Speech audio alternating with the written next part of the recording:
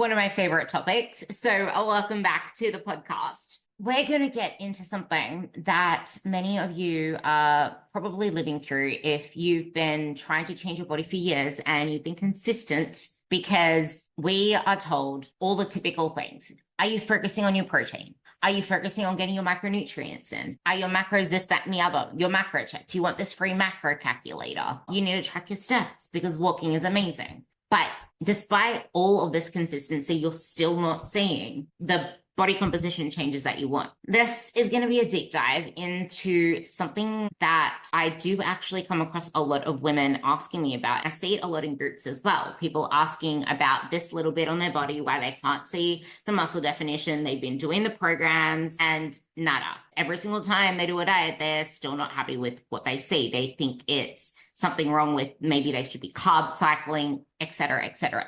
The very things that we are taught to focus on end up diverting our attention away from the most critical things that we actually need to focus on. We don't know where to look. And when we do know where to look, we don't know how to manipulate it or what to do with it. Or when we do, we only do it for a short period of time because of what we're taught. Like, I remember this time when I first started, the whole thing was to sign up with a coach for the minimum period, and then you should know how to do it yourself. The way of having a coach before everything was factored around, let's get you on stage or let's get you losing weight. Is it no wonder that we find ourselves trapped not knowing where to focus? That is what I'm trying to dig into now. It's like, what is the very thing that we need to be focusing on? What are we missing? Why is it that some people have the success and we don't? And I'm not talking about time factor here.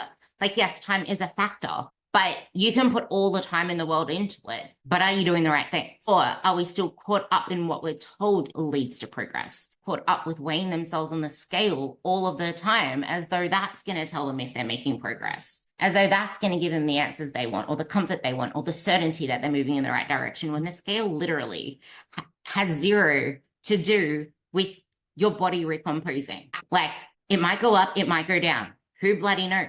That's what body recomposition is. It fluctuates depending on where your body is. And this is where context comes in. So everything is connected, and we can be focusing on the most perfect nutrition and still not see results. Maybe you've tried to eat more in the past to build muscle and you still did not see the results that you wanted, or you did mini bulks, mini cuts, which you should know by now from prior podcasts. They don't work. They're just glorified yo-yo dieting that ends up making you softer over time. At the end of the day, you just end up wondering, well, you end up thinking so many things. We end up getting in our heads, especially when we're just lying in bed, looking at the ceiling, thinking of all the time that we've already spent doing this shit.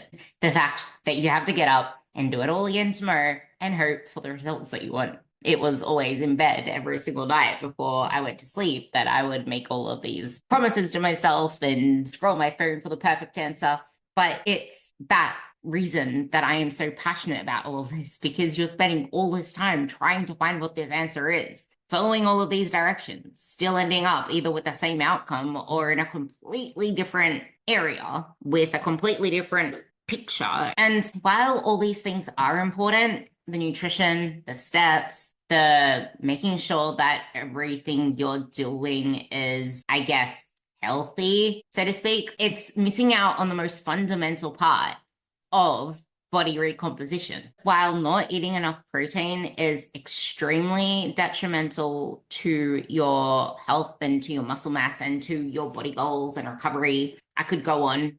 It isn't the thing that's going to build your body. And just eating more, I always get questions of people wondering why they eat more and just get softer or fatter, or they still don't see the results they want. Yes, in theory, more food equals more building blocks. You can't really build a physique without it, but that's the purpose of nutrition. It's not about nutrition, but what that nutrition is there to fuel, what that nutrition is there to support. And that is training. Training is the driver.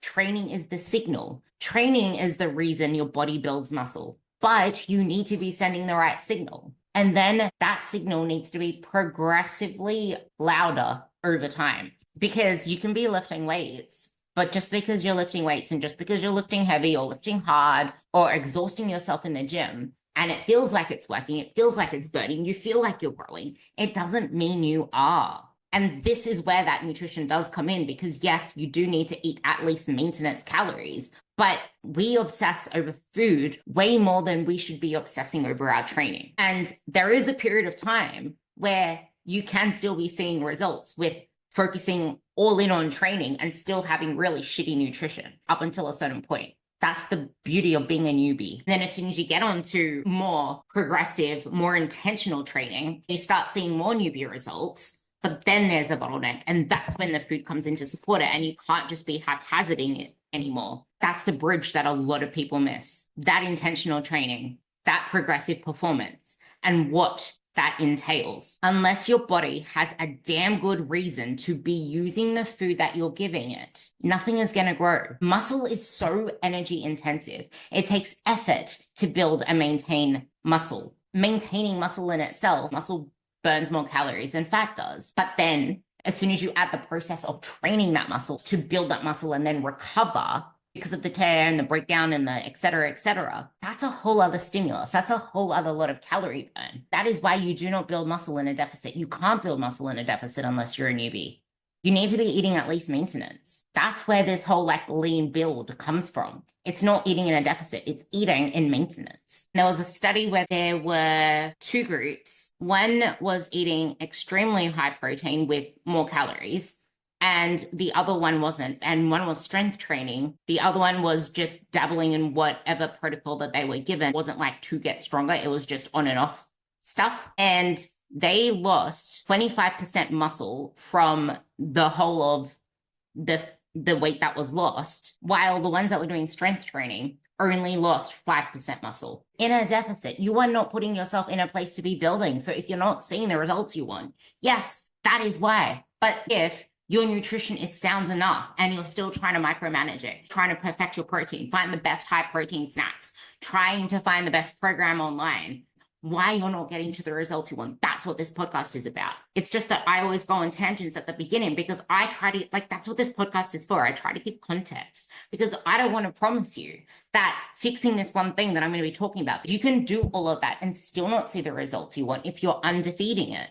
Because there was also a period in my life where I was training properly to a proper program, but what I was missing was the calories. I was in a place where I actually needed to eat into a slight surplus. I saw myself as fluffy. I saw myself as I didn't like how I felt in my clothes. I don't know whether it was or not, but you can feel subjectively bigger in your clothes without actually being bigger in your clothes. That's the power of the mind. And I stopped myself from going into the surplus that I needed back then to build the muscle that I wanted. So I was just burning myself out.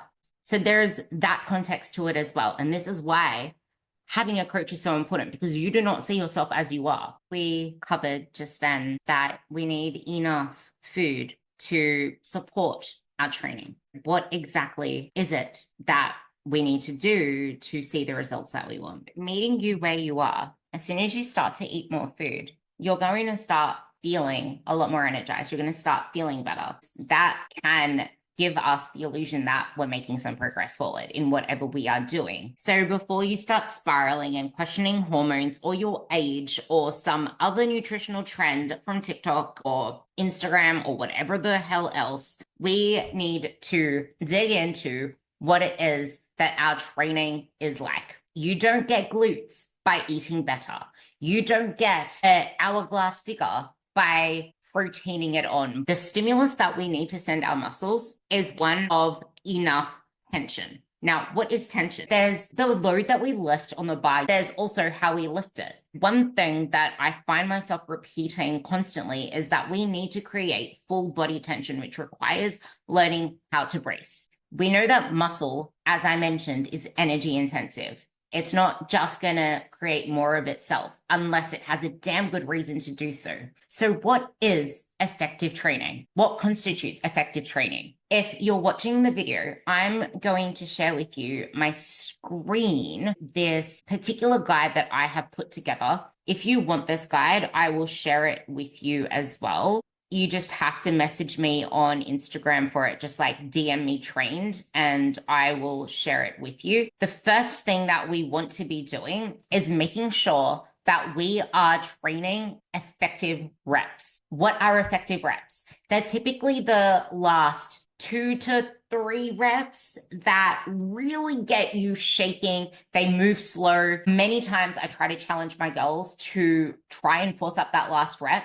And before giving up on that very last rep, just try and keep grinding it for a little bit longer and see how long you can keep pushing. This is where learning how to brace comes in, learning how to lock in comes in. If you're doing upper body, learning how to use leg drive, learning how to really transfer force from your lower body to your upper body. And the same comes with lower body. You want to make sure that everything is nice and tight. A lot of people do not know how to brace and use their lats. That's one where I would say get a coach so they can actually help you individually.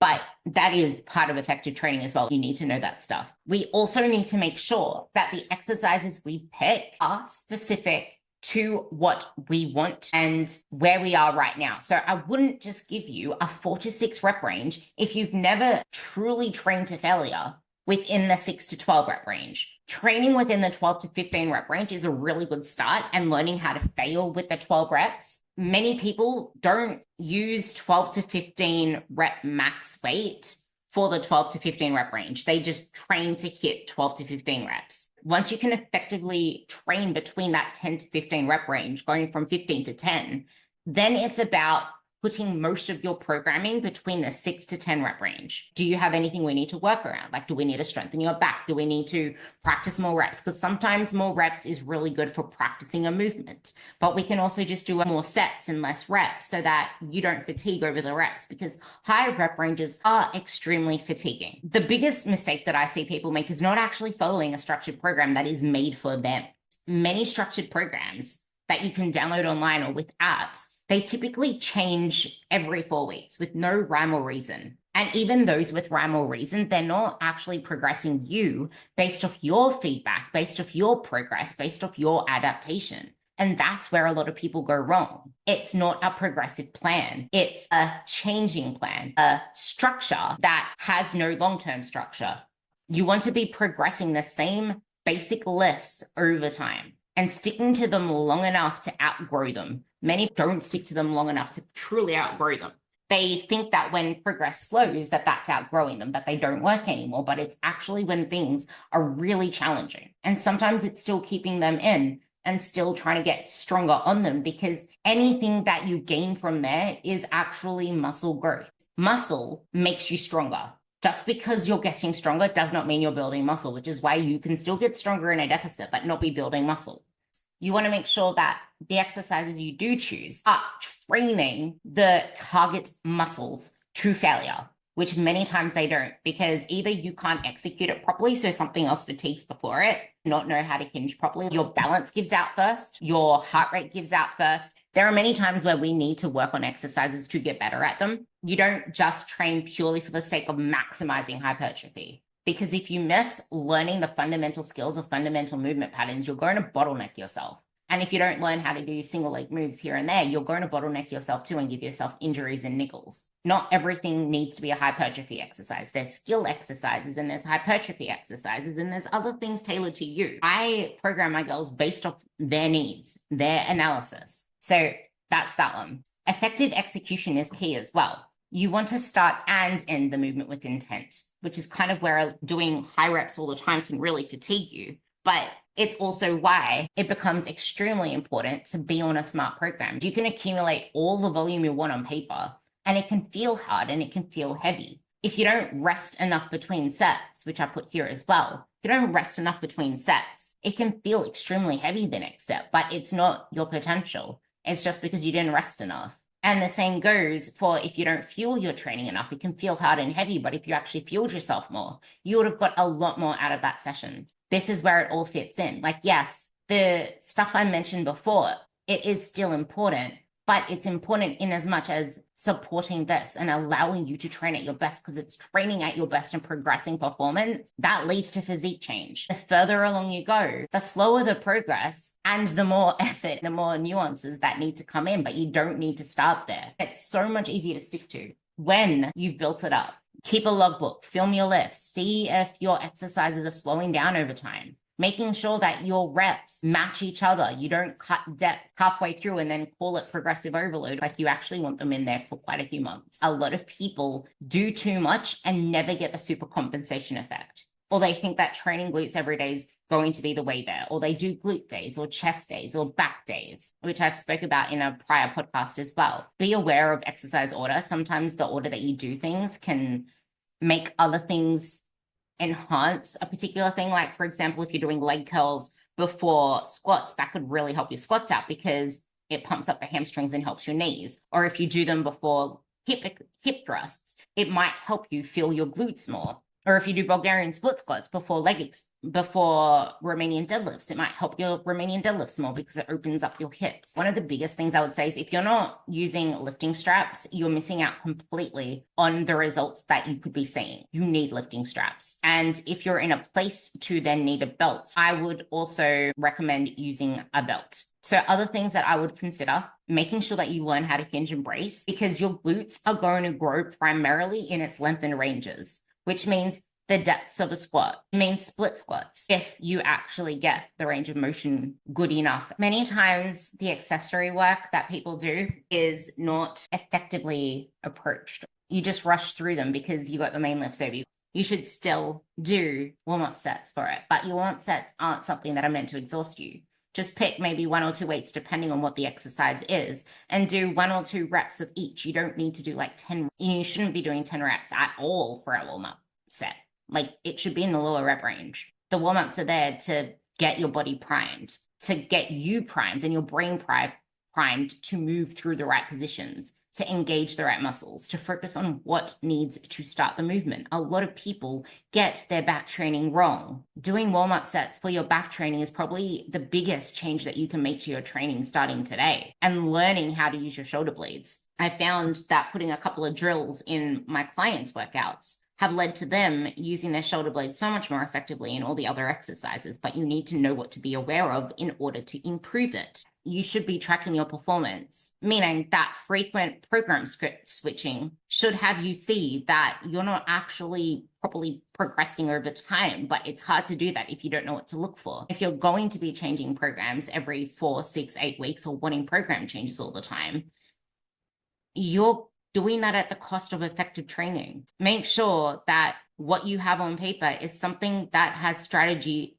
tailored to you and your growth, not just changing it every single month. It's very hard to do that if you don't understand the importance of this stuff. Doing good enough for long enough is the answer. Trying to rush it is not. Every single time you try to rush it, you'll keep finding that after all of that time, you're still at the same place. We really need to know what to focus on with our training and get excited about it. Find ways to be excited about it, because this shit takes time. And that's why there's always this illusion of progress and people get tripped and trapped in it all, because it is so much easier to control your nutrition. It's so much easier to worry about your protein, worry about whether your macros should change, your calories should change, if you're eating enough. Maybe do I have to do anything different with my macros? I remember way back when it was a common thing for coaches to change macros for their clients every single week. They did check-ins. If XYZ happened, then you get a tiny little macro changes. It's like that stuff's there to buy you in. It doesn't do anything. A lot of people use other people's metrics or just familiar metrics because it feels like they have control over something. Like, my clothes are feeling looser, but it's like, okay, but where's your starting point? Because if you're starting with a lot of fat to lose, then yeah, okay, be ready to toss out all your old clothes and start buying smaller clothes. But if you're starting with a relative average frame, like, yes, even average frame, not just skinny fat or no shape and pretty small, which many of us don't see us that way. We always feel the biggest we are because we're in our own skin. Like I mentioned at the beginning as well. Like, maybe you might have to buy bigger clothes, and maybe you might have to work with the thought and the discomfort and work through the fact that we believe that to be failure because we have to buy bigger clothes, because that's what we're taught. Like, oh my God, I have to buy bigger clothes. What is this saying about me? Like, that is scary. No wonder this is so overwhelming for you if that's kind of the thought that's lingering in your mind. So many people turn off from that stuff because it's like, well, I don't want to listen to you because I don't want to gain fat. I'm not for that. It's just that the process you're doing needs to have a process. Like, your process has a process. and chasing fast progress and using familiar metrics that we've been told, which most of the industry is around losing fat, losing weight. There's not a lot said about the metrics to chase for building because it's boring. Like it's the same shit over and over again. It's just that the exciting stuff happens in the coaching. It happens in the filming. It happens in improving you. It happens in getting you excited about particular things. Maybe you'll end up finding other things to talk to your coach about as well, but have nothing to do with your nutrition and your training. Maybe you'll start to talk about life things and exciting things, hobbies, because everything else starts to just move along nicely and you can just talk about how to improve particular lifts. So no, it's not your age and it's not your hormones. It's usually what we're doing that influences our hormones and our age. And if you are perimenopausal or postmenopausal, your hormones have a lot to say for how you feel in your body. Yes, but it has nothing to say for the results you can or can't get because your body works the same as anyone else's body. It's just going to be fucking slower, way slower, because you don't have the same hormonal environment as someone who's younger. So you can either make it longer by flip-flopping, which is going to be one for the next podcast. Well, the one after, or you can just commit to the process and try to become friends with discomfort because it's going to be uncomfortable regardless if you've never done it before. That's kind of exciting to know because if you've never done it before and you've never got the results you've wanted before, then you're actually giving yourself a chance to grow, giving yourself a chance to see the results you want. It all comes with refocusing on performance and seeing nutrition as the best support for that, because nutrition is there to facilitate recovery, to facilitate your growth. It's a vital supporting role. What you eat matters too, because that's essential for optimal body function, for your metabolism, for how you feel every day. Because if you feel like shit, that's going to impact so much more than you realize. You're not always going to have it perfect, and that doesn't mean that you're going to be losing muscle or going backwards. It just means that isn't up to the usual standard that you usually do it. You need to stop being so hard on yourself because this is a long process. What is the rush? The more that you keep comparing with other people and seeing what other people are doing instead of just focusing on your own shit, the more that you're stealing away from the best that you can be. Training is the primary driver of physique change. Focus there and give it enough attention and enough time. The nutrition stuff, there are so many depending factors on where this, where that, and that's why I have a host of podcasts and why I'm open to you suggesting more and more. But micromanaging what our calories and food are instead of going all into what your training is doing isn't going to help. You cannot build a body without stimulus because there's simply no signal for it to build new muscle. And are you even sending the right signal? And is it actually progressing over time? Are you doing your lifts correctly? One of my clients came to me, she was eating enough. She wasn't in diet mode and she was following a program, but her lifts weren't proper ranges of motion. She wasn't doing things to full depth. Like right now, she's finally squatting below parallel, where her single leg movements actually look like real exercises. It's really exciting. She's learning how to train. That was the only reason stopping her. And then I've had other clients come to me to just look after their nutrition. Many of them still do not see the results they want physique-wise. When they were in fat loss phases and I looked after that, they saw the fat loss results they wanted because that's what we need for fat loss. In fat loss, nutrition is the primary driver. Training just needs to be there to keep muscle. You need to focus on building muscle to keep muscle. But training and behavior change, well, you don't just manipulate training for that stuff because nutrition for fat loss, because if it was that simple, you would have already had the results that you wanted because you know that it's just a calorie deficit. But there's reasons that you can't stick to it. I'm going on a side tangent again, but it's important because yes, nutrition and micromanaging all of this bullshit does matter for fat loss. Micromanaging the shit out of it matters for fat loss the further you get into it. Just like with training, micromanaging the shit out of it, the longer you've been doing it, matters a lot. Training is for building the physique that you want. And then bouts of micromanaging the shit out of your nutrition for fat loss is. And you can see incredible body composition results just hovering in maintenance. And if you still have a lot of fat to lose, like I mentioned on the last podcast, it doesn't matter whether you have this fat to lose if you are not in the place to start a diet. Because you will never lose that fat without getting yourself mentally, physically, and emotionally there first. Because it is draining. That is why you're stuck. Because you're spent. Your brain is spent. Your body has had enough with you. And I'm pretty sure you've lost fat at some point in your life before. I'm pretty sure many times before you've seen the weight go down. You know how to do that. It's getting the body composition results that you're proud of and that last. And like I mentioned at the start, it is very hard to build a body that you're proud of if you're going to skip the process, because that is where the confidence is built. Realizing you are so much more capable than you realized, realizing that you know how to maintain this now. There's no fear of losing it anymore. There's no fear of gaining the weight back, where so many people are living in a constant fear of gaining fat and never being able to lose it again, of losing their results. So then they live in this chronic shell, this chronic, like you could still be eating in maintenance and finally get yourself to a place where you're eating enough food and eating more. But that doesn't take away from the fact that you're not thriving because you don't feel free. You feel like you're constantly having to validate yourself with a scale or with something, with body checks. What's going to happen when you turn 60 or 70? Are you still going to keep on that same path, flipping between fat loss and eating more, or just hovering around, still not happy, and then picking yourself apart more because of the inevitable shift to your belly of fat? Because you are going to have fat primarily stored in your belly when you lose your hormones. It's just that you don't just gain fat because you all of a sudden are in perimenopause. No, that needs a calorie surplus, and that needs you to stop doing the usual things that you're doing. It's just that all the hormonal fluctuations impact what you're currently doing because it makes you feel like ass half the time. And that's okay, because you can lose it when it's time. But you need to give yourself compassion and not keep shaming yourself and shooting yourself down for it, because that's just going to add to more fatigue and more distress and stop you even moving forward. You can't get results without self-compassion.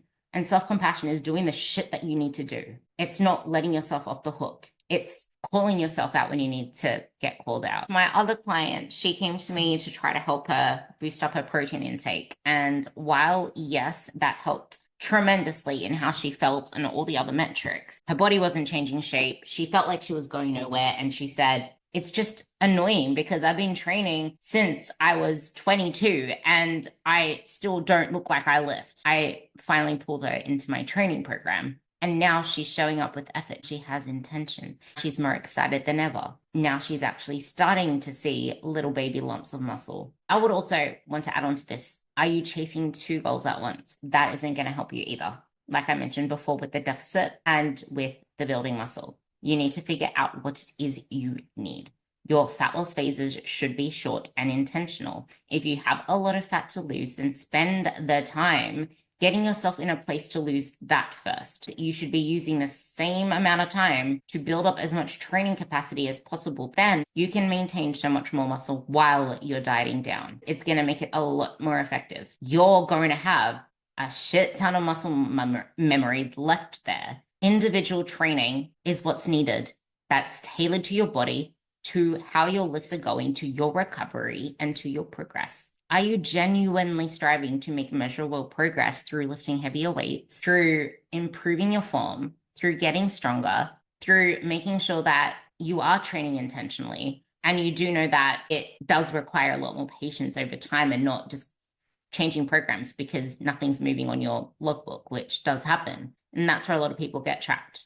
If you want me to look over your training, if you want me to take the guesswork out of your training, to look for the nuances that you probably aren't seeing in your own programming, in your own lifts, so that you can get your physique to the next level, then shoot me a message on Instagram or on Facebook and just write the word train and I'll see what I can do to help you. I'll ask you what you're currently doing. I'll try to see where you're going wrong and we can go from there. But just make sure that what you are doing is something that has a pathway forward. It's not going to have a pathway forward if all you can think of is the next calorie deficit, because that should not be a default and it should not be the end goal. It is only one method within the whole process and it should be the shortest one. So that is time for you to do some psychology work on the psychology of progress kind of thing, because it sucks if you don't feel like you actually have clarity forward. And it's hard to do that on your own. So do get a coach and make sure you're actually willing and committed to do the discomfort, to do the uncomfortable things, because that is what's going to make the difference. I love you all and I hope this helps, and you'll hear me on the next podcast.